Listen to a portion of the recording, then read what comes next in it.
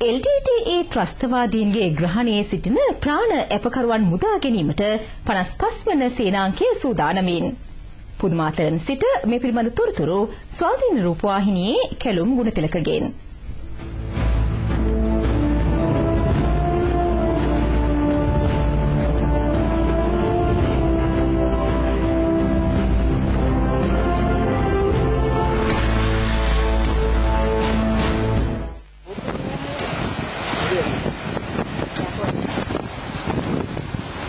ලොව විශාලතම ප්‍රාණපකරුවන් මුදා ගැනීමේ මෙහෙයුම සඳහායි මේ දිනවල විරෝධාර රණවිරුවන් සූදානම් වෙන්නේ.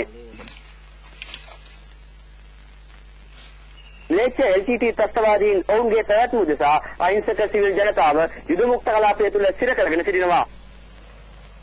55 වන සේනාංකයේ යුද මුක්ත කලාපයට ඇතුල් වීම වැළැක්වීම උදෙසා ත්‍රස්තවාදීන් එකිනෙකට සමාන්තර පස්දෙමි දෙකක් ඉදිරියට තිබෙන අයුරු අපට දැක ගැනීමට පුළුවන්.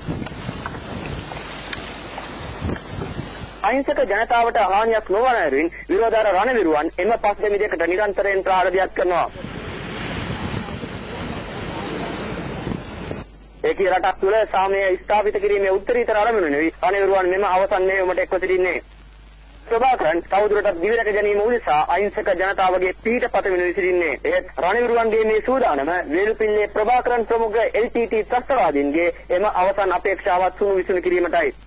දහස් ගණන් අහිංසක ජනතාවකගේ ජීවිත බිලගත් කුරුළු ත්‍රස්තවාදයේ ශ්‍රී ලංකාවෙන් තුරන් කරන දින වැඩි ඈතක නොවේ. ලොව විශාලතම ප්‍රාණපකරුවන් මුදා ගැනීමේ මෙහෙයුමටයි මේ දිනවල විරෝධාර රණවිරුවන් සූදානම් වෙමින් සිටින්නේ. සුරංජිත් දේශප්‍රිය ජී ගුණසේන සමග මම කැලුම් ගුණතිලක 55 සේනාංකයේ රණවිරුවන් ඉදිරියට ඇදෙන පුදුමාතලන් උතුර තෙව වෙට්ටි ප්‍රදේශයේ සිට